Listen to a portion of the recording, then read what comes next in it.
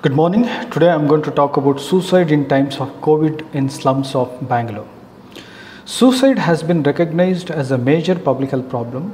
World Health Organization acknowledges that suicide is a global problem affecting all nations, particularly low and middle income countries.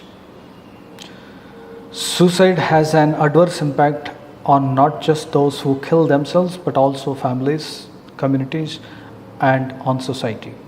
Researchers recognize that many deaths are impulsive, require effective, comprehensive, and multi-sectoral responses to prevent the suicide. Today, I am going to share suicide situation in a slum in Bangalore during a pandemic. Before that, let us try to understand how suicides are being measured at a population level. Most researchers recognize that the official suicide rate in India is around 10 to 11 per 100,000 population or 1 lakh population. However, we found 14 suicide cases in a slum of 20,000 population during the year 2021. Maybe having a similar number of suicides in other slum population of the big cities in our country, but we do not have data to support it. The community members believe that this is an underreporting as many do not want to report.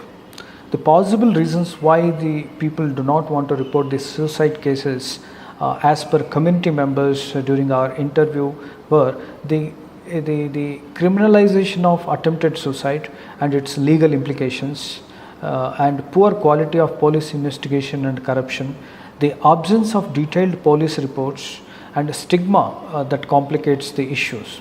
Even researchers believe that the current police reporting method does not reflect the actual picture, yet the country's only estimate of suicides are based on police records.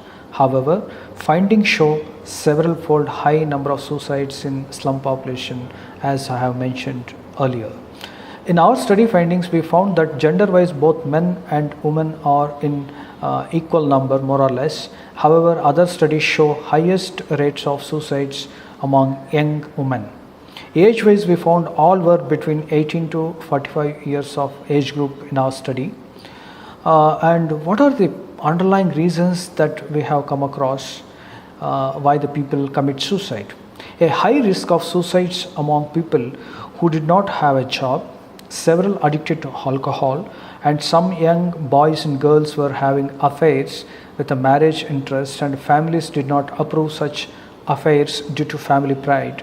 Some women experienced domestic violence and poverty as a common underlying reasons. And further, the spurt in suicides in slum possible reasons could be unrealistic aspiration and expectation of family related to income and job result in disharmony, family fights, alcoholism, collectively, individually and interactively leading to high suicide cases. So what could be potential solution could look like? We need to offer a holistic approach. There is a need of demands assessment and management of biological, psychological and social causes and their connectivity to mental illness. Though biopsychosocial approach is often appreciated, but focus on pharmaceutical approach generally receives the highest attention. People in distress often may not seek help from the doctor. These who attempt suicides are commonly seen in emergency department and are often admitted to intensive care units. Therefore, it is critical and timely to train, empanel with a certificate course of community members as a lay counselor, such as teachers, prison wardens, traditional healers, priests, police, community volunteers as a lay counselors to enhance their skill and confidence to recognize and manage suicidal risks.